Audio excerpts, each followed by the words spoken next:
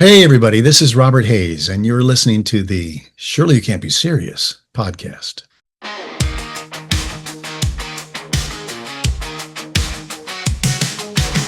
I was a little boy, the movies brought me so much joy, and the music kicked butt like nothing today.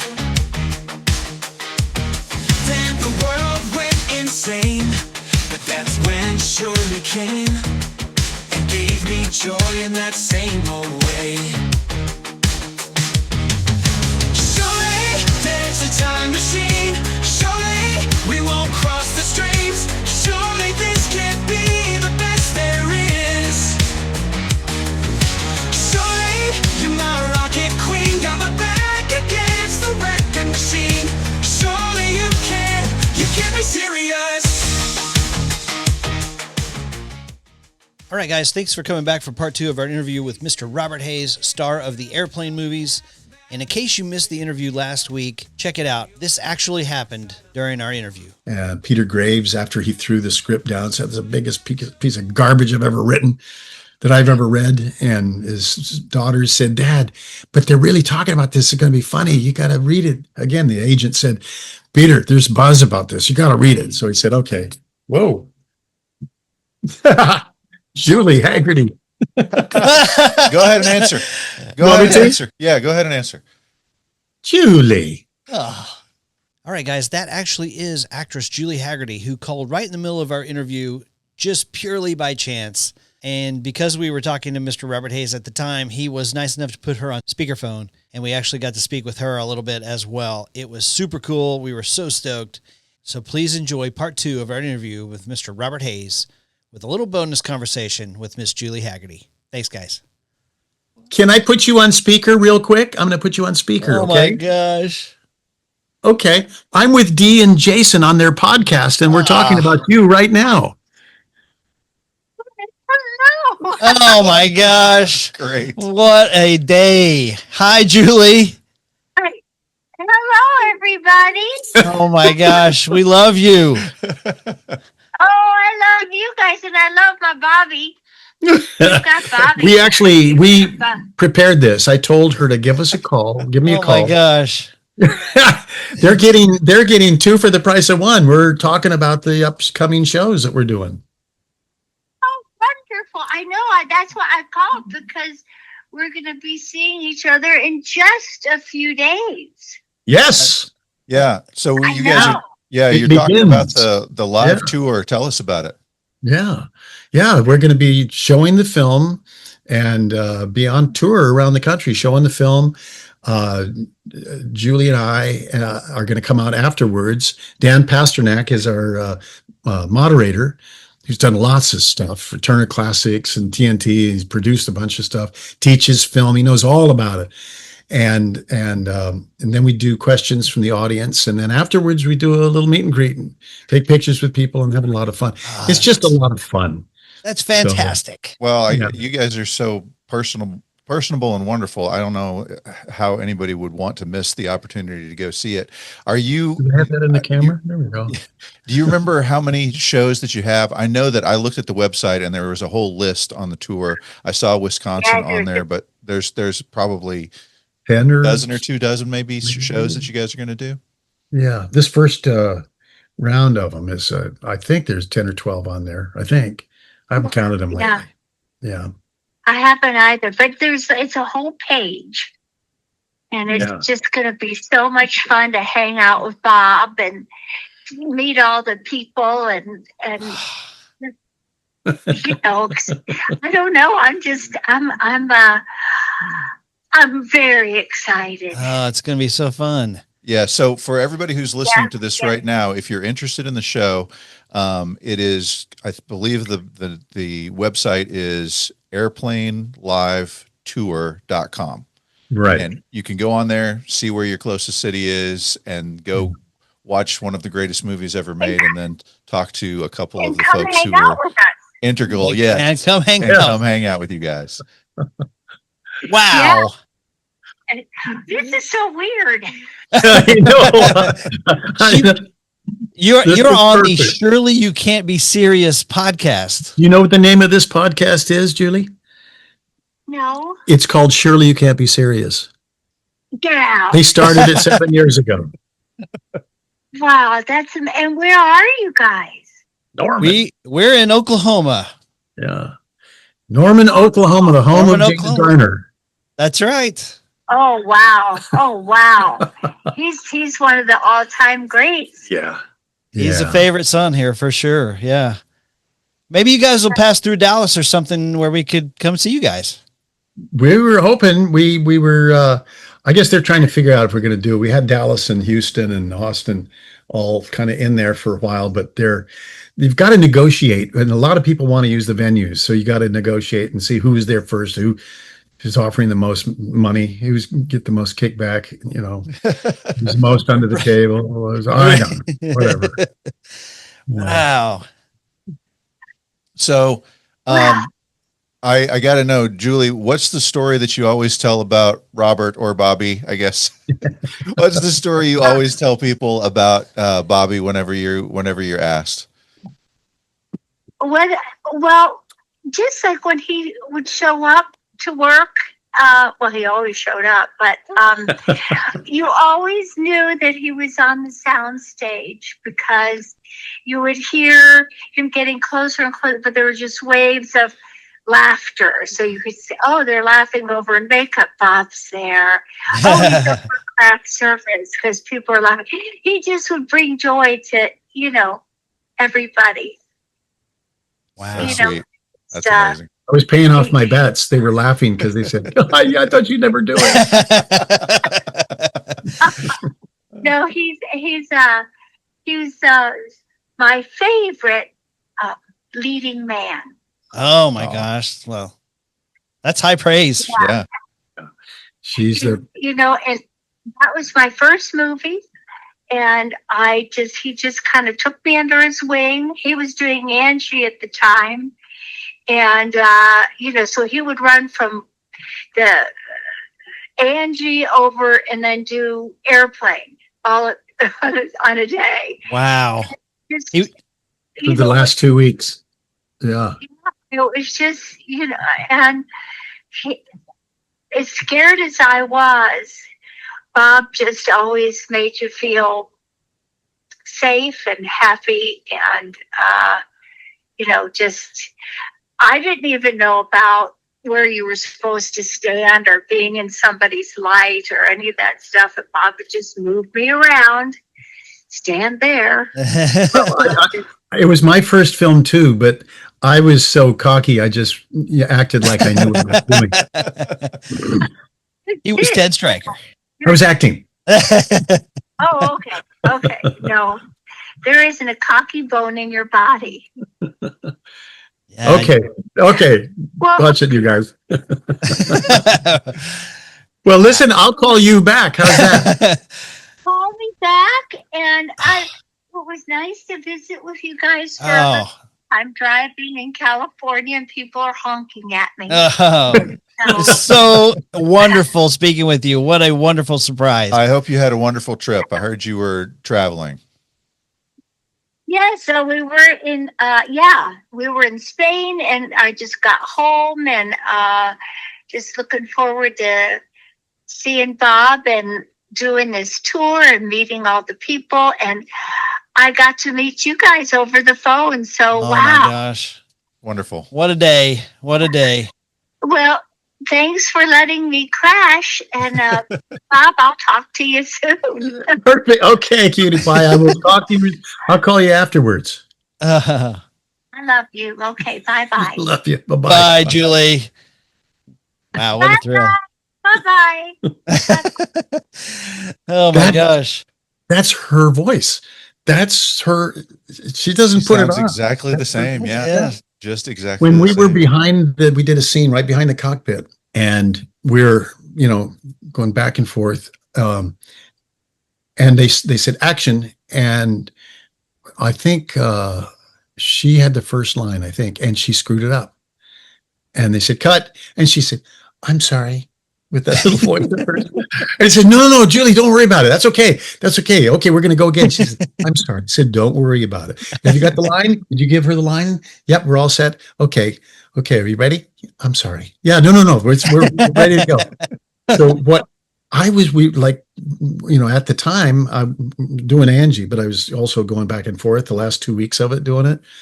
And what I used to do on Angie was we'd have a kid come on and he's just got one little small scene and he's so nervous and he's so scared and uptight. And he would blow a line. And then they'd say, cut. Okay, let's go again. We'd go again, ready, and action. And then I'd blow the line. And then I'd say, look what you did to me. I was catching. You did this. And he'd go like that. And then he realized I was joking. And then he would laugh. Everybody was laughing. And then he was relaxed. And then he'd get the line again. And I'd say, okay, I got my eye on you, and then he would laugh. And then we'd do the scene and he's comfortable. And I was thinking about that. Gee, I wonder if I should do that or not. And they said action, and she did her line, and I just did it and I blew the line. And I think it's because I was thinking about should I or shouldn't I, and I blew the line. And they said cut, and she said, "I'm sorry." And I said, "No, Julie, it was Bob. It wasn't you." And she said, "Oh, I'm sorry." She's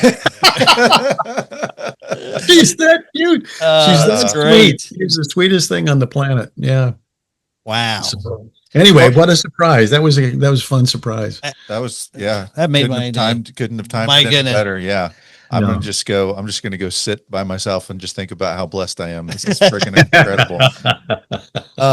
So we've got so many questions and I don't want to take up more of your time, but two things that I want to talk about. Tell me about your first meeting with the boys and what that experience was like. And then I just want to, Cat's Eye is one of our favorites from when we were younger guys. And I would just be curious about a little bit of a story behind making that movie.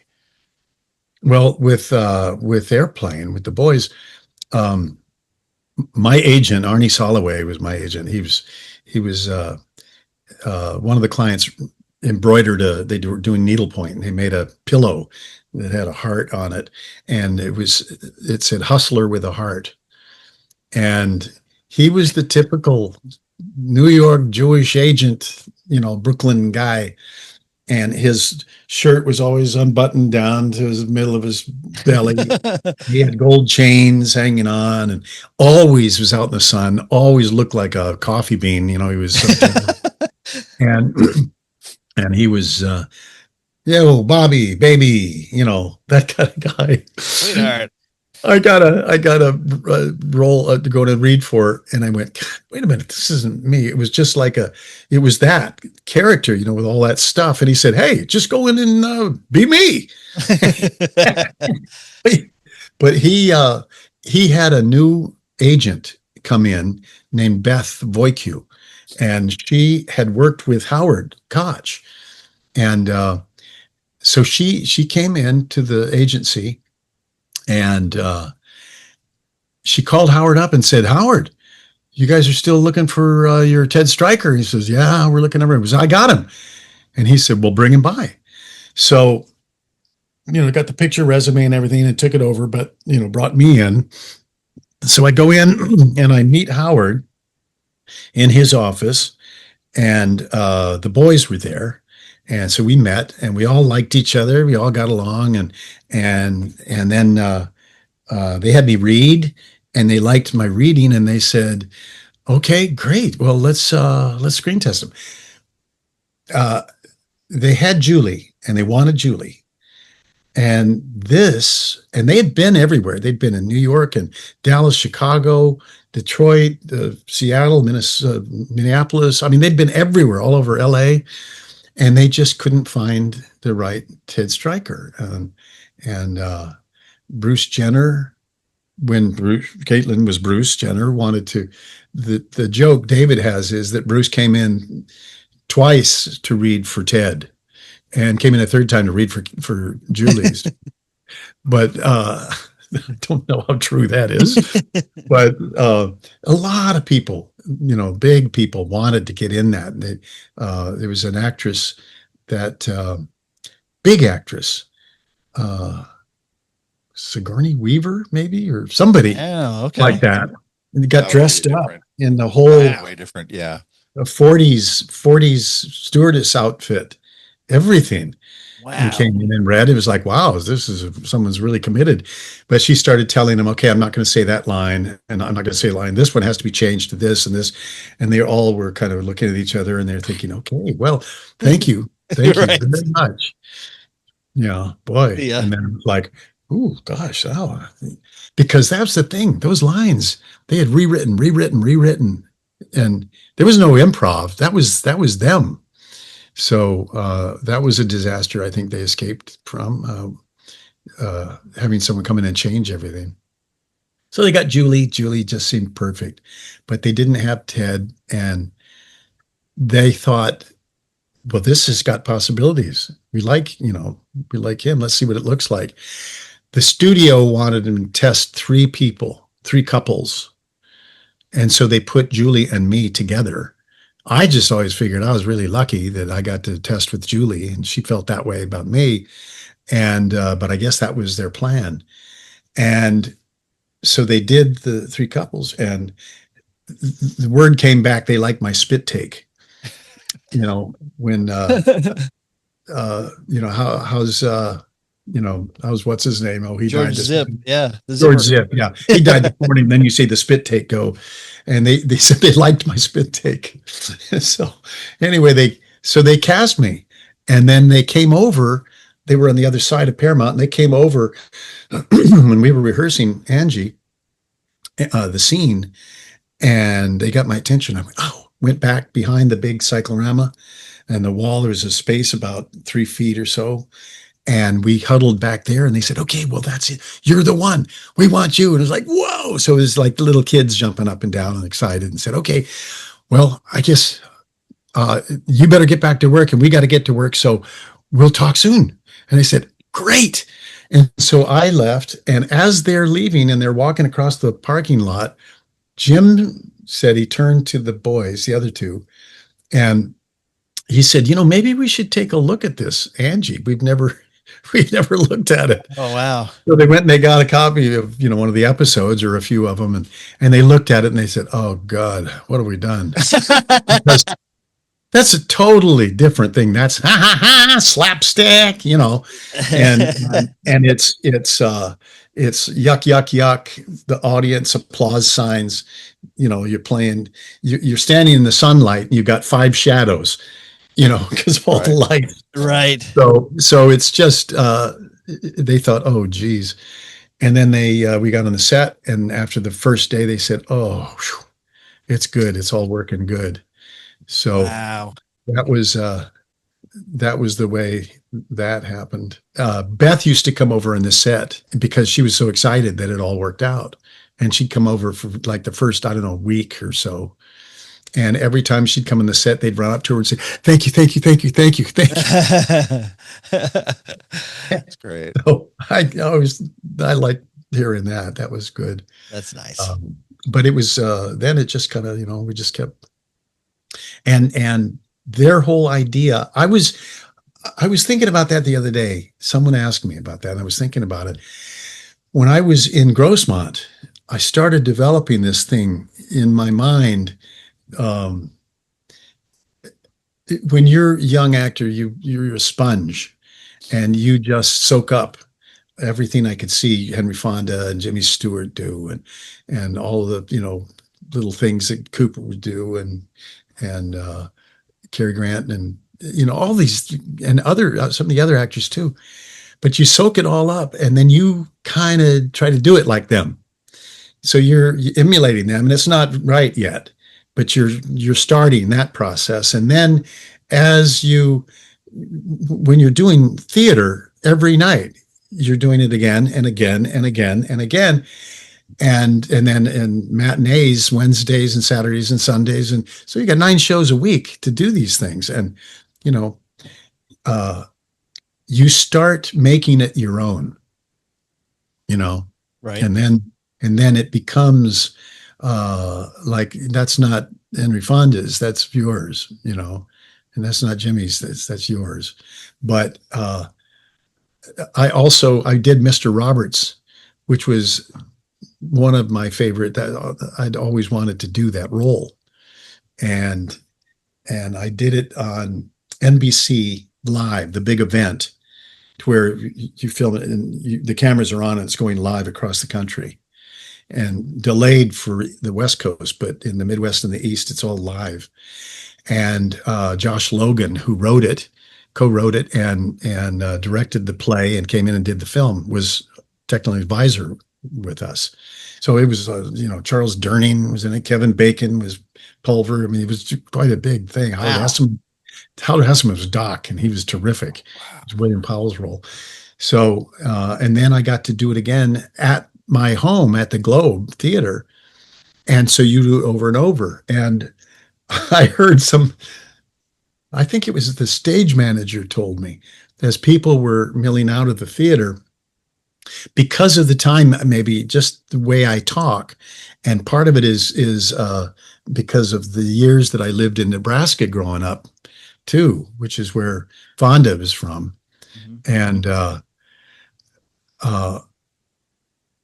yeah, when you're talking like that, he had a thing where I'm not sure that's what I want to do, but it's all that, it's got that sing-songy kind of thing. And I kind of have some of that in my voice. And somebody walked out of the theater, and it's a big Navy town. So, they walk out and they're old guys and they all know the Fonda era. And they say, well, he doesn't look like Fonda, but he sure sounded like him. I'm not trying to do that. But you just eventually become your own version of it, of all of that casserole of so many different ingredients, so many different actors, and all that's kind of blends and stews up into what you become, Fantastic. For Cat's Eye, it was in was it North Carolina, I think? And it was during the Olympics in '84 Olympics, I think, in LA. Yeah. Yeah. Freddie Heights was my stunt double on that. And I had him, like football, when you get all suited up and then you're seeing each other, pop each other like that and get you all hit and awake. And I had to do the scene going around the ledge. I wanted him to really, really get me all shaken up. And then at the end, when I come tumbling back in and I'm covered in sweat and the pigeon has already pecked away at my foot. And I'm just wiped out. And I wanted to really be just really rattled and exhausted and everything. And so he was doing that, and I really thrust myself into him, and it kind of went off center just a little. So his hand, it was all me doing it, that I made that mistake. He got me right there on the sternum and right at the rib, and it kind of separated it, just sort of like a cracked rib, the same feeling as that. But it was like, whoa. And I went ahead and I did the scene, and then on the lunch break, I went to the doc and they did an x-ray, and then I came back, and the very next scene back after lunch was the scene after he's blown the trumpet behind me, and I turn around, whoa, and I slide down that big curve thing and land on the ledge, and the ledge was right across where that crack was. Yeah. So they're looking at Daly and say, God, yeah, it's really looking like you're really showing this stuff. And I said, I am. But gosh, that was a neat thing. Kenny McMillan was wonderful to work with. He was such a great actor. And Jimmy Woods was in the first section of it with Alan King. And Jimmy Woods, one of the best actors of his generation, I think. Wow. He is so good. I hated all the stuff that happened to him, and I loved seeing, him being able to claw out of the abyss. And that was his whole idea, the Oppenheimer. That came from his idea and his script, I think, originally. Oh, wow. And that's why he was actually, I think they invited him up on stage when they got the award for that. So that was really cool to see. But he's just great. And Little Miss Barrymore, Yes. who I'd known since she was a tiny little thing. Oh, Before, what was the Alien? E.T. Yeah, before E.T. my friend had written a script that was like an airplane version of Hamlet. Okay. So instead of, doing like stabbing the guy in the back, you'd slap a kick me sign on him. When the king is sitting there and he's got his legs crossed, Hamlet would sneak up and put matches in his shoe and light him, give him hotfoot. So it's just silly stuff. And my friend wrote it and I directed it at the Variety Arts Theater. And in the beginning, we had an interview with the translator. The translator was Ildiko Jade, who is Little Barrymore's her mom. That's her mom. Oh, yeah. Oh, okay. Yeah. So, gosh, why can't I think of her name? Drew. God. So Drew is all running around, and I'd say, "Come on, Drew, sit down here, get up here, sit on my lap." And so, okay, let's run that again. And I have her sitting there on my lap, or running all around and getting her to sit down, and and then she does the rest of that. Her career is pretty remarkable. It's so remarkable. That was Yeah. kind of fun. But yeah, oh my God, I've just been really lucky. I was talking with some friends about that. A buddy, I don't know, a few years ago, we were talking about it. Say, God, were we lucky? That time period that we got to work in, it was just all so much fun. It was just all the stuff. It was great. Now, and then we complained about now. Look at all the junk you got to go through and wear a mask and make sure you got all the, and I remember sitting on a set when I was like in my 20s, just starting out, and another guy, and we both had, bit parts, and there were two old guys sitting over near us, and they were probably listening to us. We were all excited about this and about that. And then they just turned to each other and they said, God, I remember when it used to be great. And they were really old. They were like 50, 55. Right. and they were talking about when they were in their 20s and 30s and how great it was. And then as I was doing this with my friend, we're talking about that. And God, yeah, it was so great. And I thought, my son has done a few films now. He's mainly in music, but he's done a few films.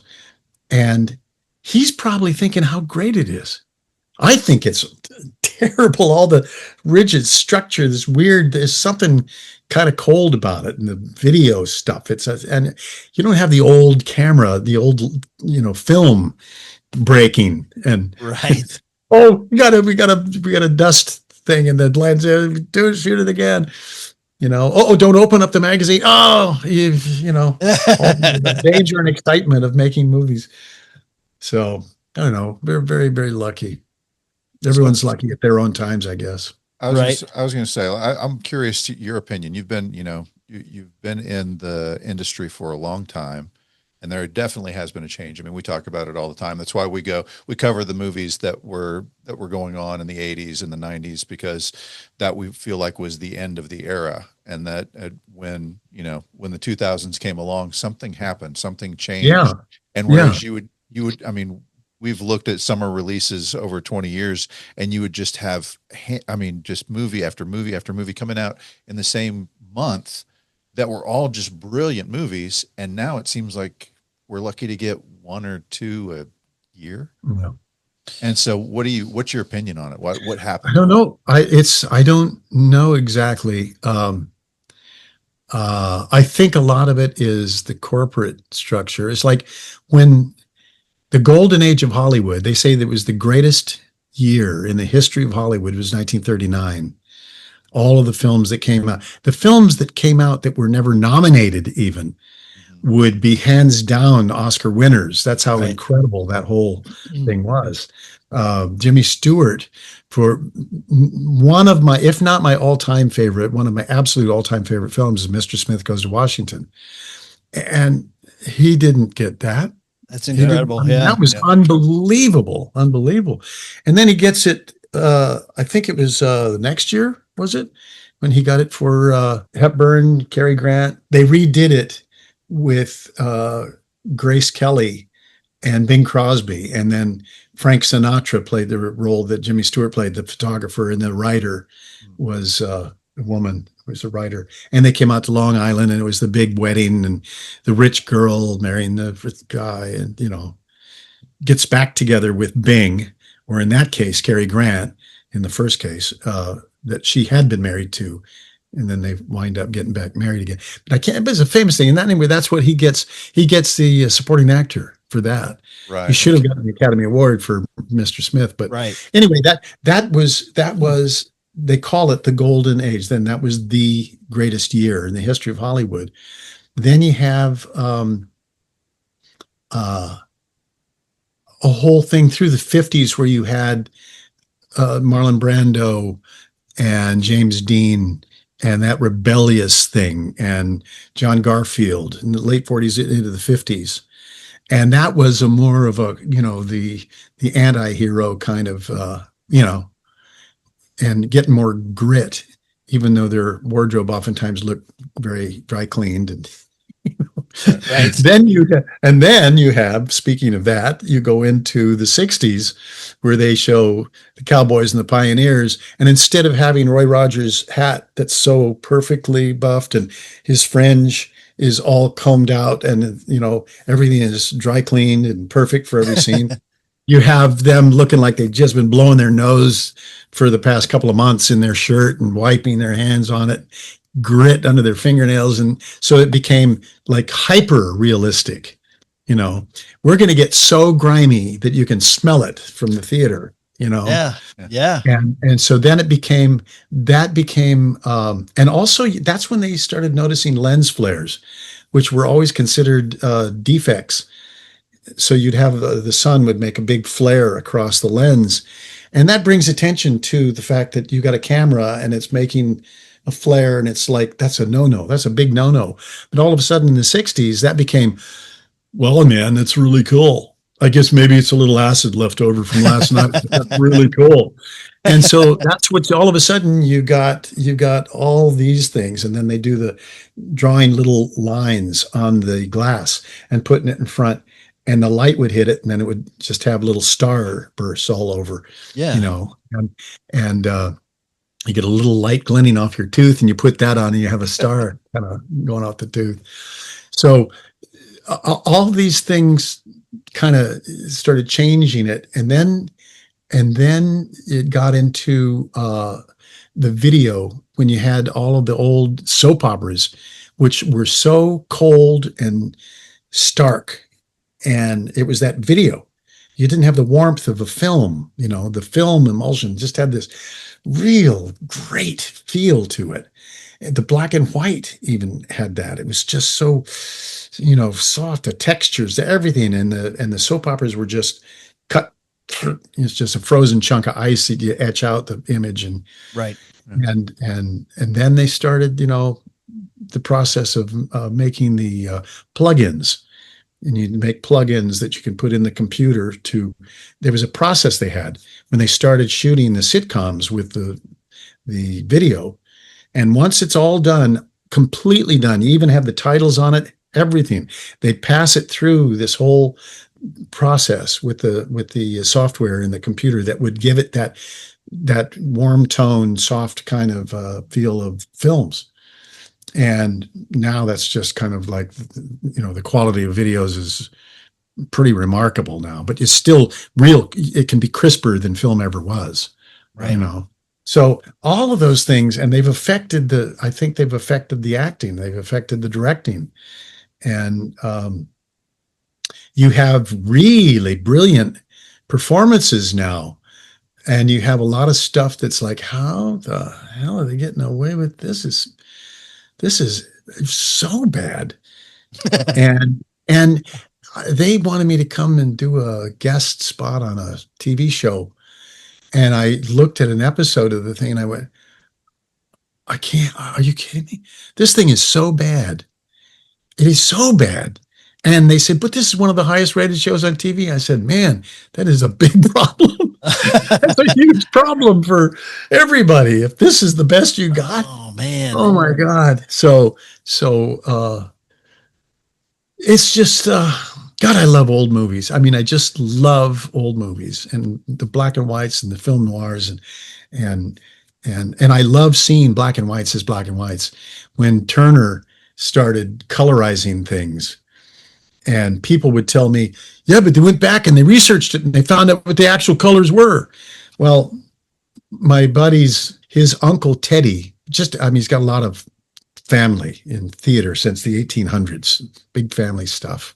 And also his mom's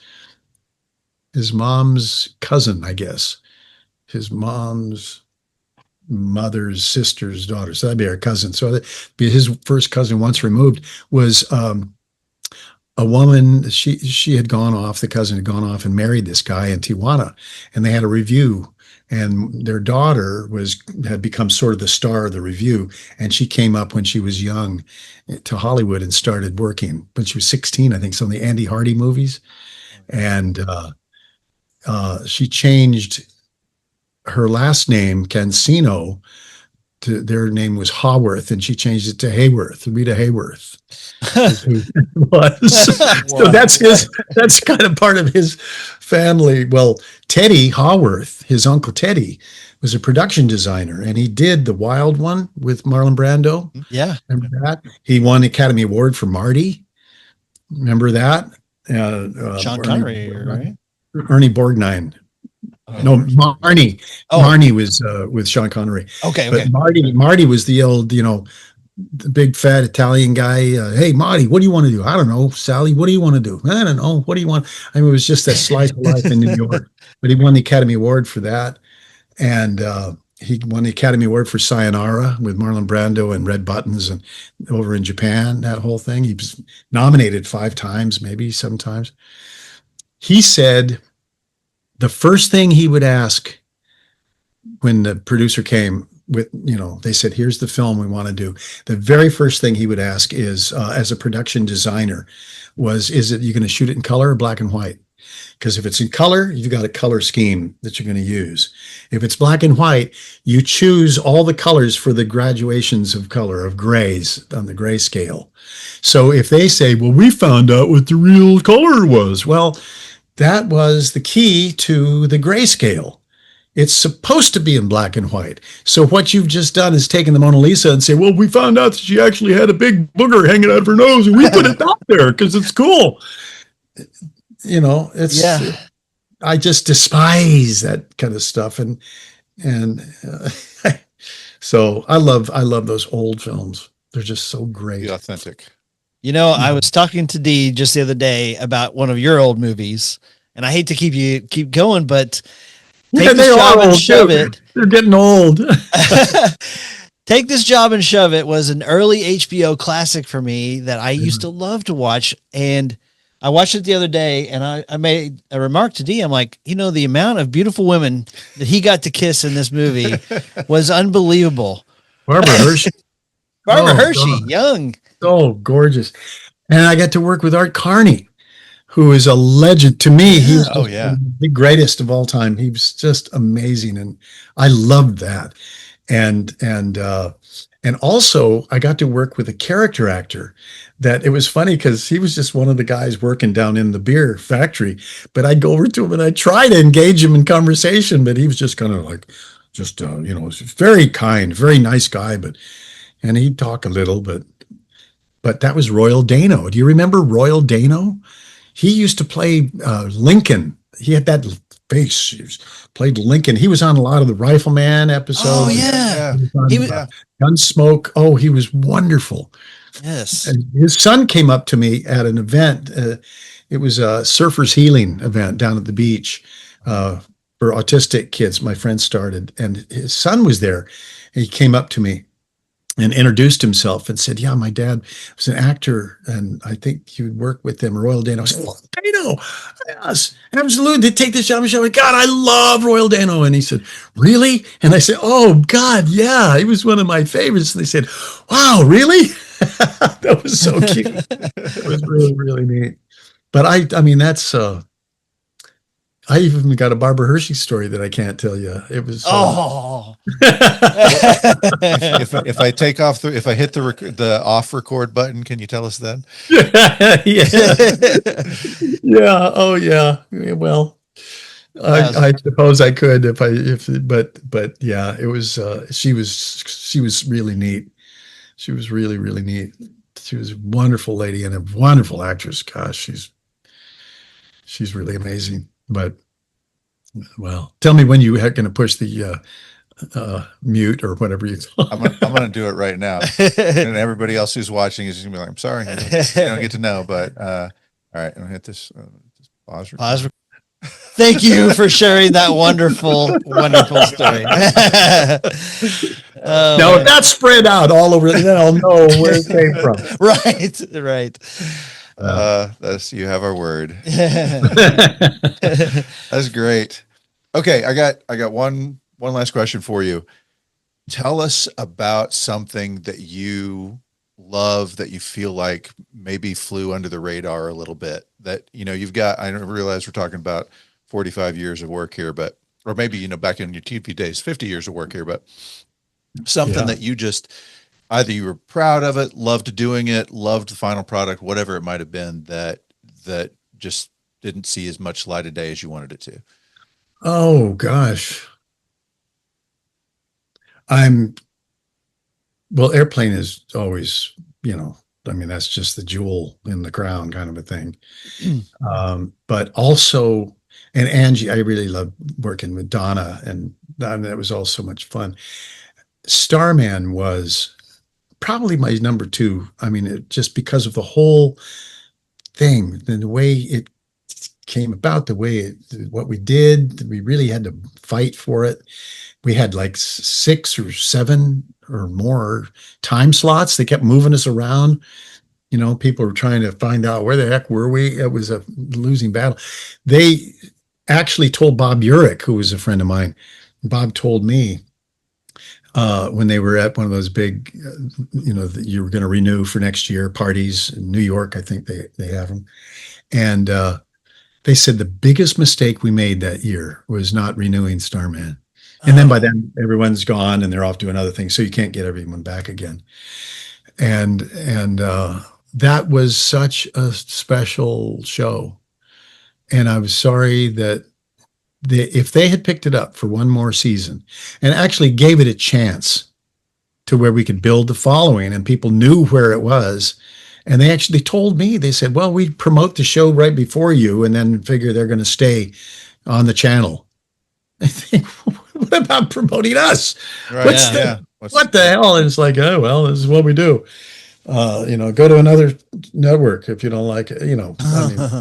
I don't know it, but that was just, it was so special. I had letters from people. I had letters from a teacher in New York that said every night when it was on, she would tell the class, I want you to go home and you all watch that show.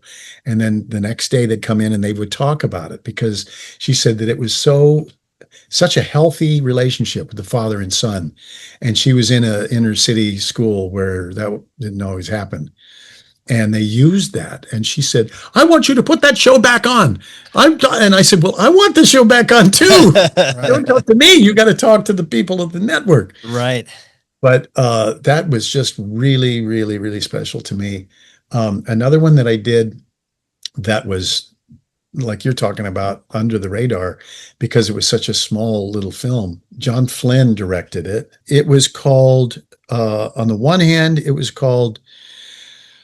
had so many different titles. Let me just see real quickly here. No problem. Robert Hayes is searching his own IMDb history right now. I can't tell you how many times I've had to stop the show and go, wait a minute, I got to look at Robert Hayes' IMDb history. It was finally called Touched. Which I thought was like, oh, that's good. Got a craving for young boys. It was some sunny day.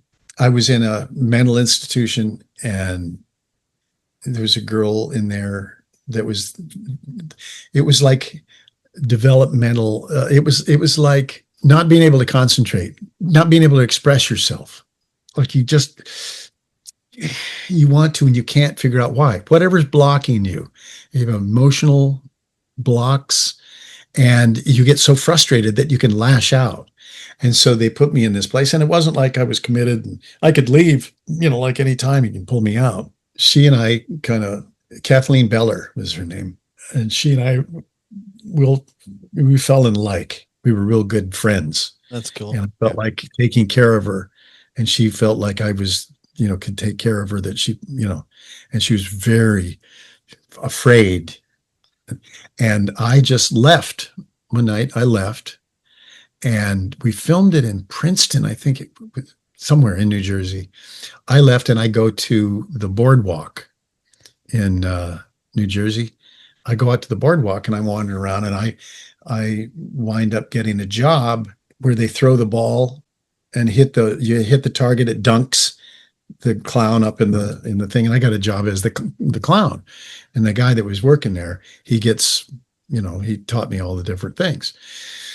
And the problem is, several guys that did this in the past show up needing some money. Hey, Mick, can I have and they're all disfigured and because there are guys that don't like to be taunted like that. So after work, they hunt you down and they beat the crap out of you. And so, and that happens to me in the show.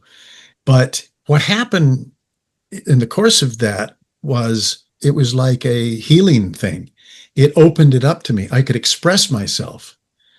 And I could be a wiseacre, and I could do all this. And you come up with all these taunts, and you come up with them, and you write them down, and you memorize them. And it's like, oh, hey, hey, look at the size of this one. When you say I'm gonna be around the house, you're around the house. Like you never missed a meal, did you? Oh, your mouth's like a golf course, 18 holes and all green. These kinds of things. And you see the guys, and then you see those guys that were really pissed, and you focus in on them, and they're going to be the ones that come and beat me later. But I go back and I get her, and I bring her back to the little place that I found that I rent, and I'm making enough money to just be able to rent this tiny little thing. Great little location right on a canal kind of a thing. And it was, working with John Flynn was so incredible for me, because we thought alike, and it was the first time I ever had anyone. He said, okay, well, I don't like to talk a lot, about all this stuff, and just want you to just get out there and just do it. And I said, well, great, because I don't like to talk about either. I just like to get out and just do it. And he said, oh, good, okay. So we were stuck in the hallway of that little set, of that little place that we were renting. In the hallway to go upstairs, it was so tight. The camera was right there at the halfway point stairwell. He was right next to it. The camera operator was in there. It was so tight. We filmed it, and it wasn't right, and I felt it wasn't right. And then I went back up, said, let's go again. And then he leaned down. He said, hey, Bob. And leaned out, and then I went down. I said, yeah. And I looked at him, and he just went like he was trying to think of something to tell me. And I went, and he said, and that was it. Whatever, nobody would know what we were talking about. But then I just went up, and it just unlocked one little thing inside of me, and I just did it. And it was just right. It felt right to me. And he just went like that. And that was it. We moved on. So we'd go out and have dinner, a bunch of us and the crew and everybody. And, we'd have lots of Guinness or whatever we're having. and he opened up one night after a few drinks. He said, whenever I'm watching you, he says, whenever I'm shooting a scene, I don't watch you. I watch everybody else. And I was thinking, is that a compliment, or is this like he just can't stand watching? And he said, there's only one other actor that I ever did that with, and that was Robert Duvall, because he did a film with Robert Duvall. Oh, yeah. And he said, I always know that you guys are going to be doing everything just right. I'm watching everybody else to figure, wait a minute, we got to do it. And I thought, man, that was one of the highest compliments I ever had. Absolutely. Love it. And that movie, Some Sunny Day or Touched or whatever, it wound up being tied up with the producers that were getting the money together and asking it from their parents and their parents' friends and everyone they could. And so it probably got all tied up anyway. I don't think it's even available anymore. And I really loved it. It was just a little tiny independent film that we did that was just a real, to me, a little gem that I always wanted to go find it, see if I could just buy it and I would have it and I could just get it out there. Yeah. Because I was proud of the work. Yeah. Yeah. I love it. We'll see if we can track it down. Yeah. Yeah. That'd be great. Okay. The only thing I would really like to hear about, one last thing, if I can stretch it, you were Tony Stark. I mean, you were Iron Man. Tell me about that experience. That was really fun. I love doing the voiceover things. It's a lot of fun, but it's such a click. It's really hard to get into it. And there are people that actors that just do that. They don't really pursue being on camera. They're not as comfortable with that. And they're very good. I mean, some of these guys are just amazing for their voices and what they can do. And so I really enjoyed that. I had a lot of fun doing it. Some of the most fun was when they say, okay, now we got a Mexican tugboat captain. Who wants to do that one? And I said, oh, I'll do it. They said, okay, Bob, you do that. And then you're doing the guy who is, this is very, so that was some of the most fun. But who's it? Michael, John's last name. He actually did the voice of Iron Man before me. And it came out on VHS. That's how old it was. Okay. And he was in Airplane 2, I think it was. Okay. In the courtroom scene. Yeah, I think it was in the courtroom scene with Perry Mason as our judge. Yeah. Yeah. And when they asked him, what's your impression of Ted Stryker? He said, I'm sorry, I don't do impressions. That was, Yeah. That's great. and you would know him in a second. He did so many things over the decades and decades of career, and wonderful, wonderful actor with big, deep voice, kind of like Leslie's, big, deep, mellifluous voice like that. But he did, he's the first one that I know of that did Iron Man. And it was fun. It was fun. And then doing that in some of the other Superman or whatever the other shows, Yeah. Spider-Man, where you had that same universe of characters. And Spider-Man, you the could Hulk, go yeah. there. Yeah. Man, that's It was fantastic. fun. It was a lot of fun. Well, this has been a wonderful day. Thank you so much for taking so much time with us. We're so grateful. I'm just checking real close to see if I did my Ted Stryker on you, and I think so. I've seen little X's where the eyes used to be. No way. We're thrilled. Thank you so much. Eat it all up. Absolutely. Good. Well, thank you, everybody. This has been an amazing experience. Please hit that follow button, hit that subscribe button. Please check out the airplanelive.tour.com so that you can see when Robert Hayes and Julie Hagerty are going to be at a theater near you, talking to all of you about their wonderful experiences making this movie. Robert, I can't tell you thank you enough. Really appreciate you. Thank you so much. This was great fun. This is great. This has got to be this is the longest one I think that I've done. And it's got to be one of my favorites because we just had so much fun with it. And that's really cool since it's the name that it is. So, Yeah. We will. and also the fact that Julie just popped up. That was amazing. That was great. amazing. Okay. Thank you guys. We will see you guys next week.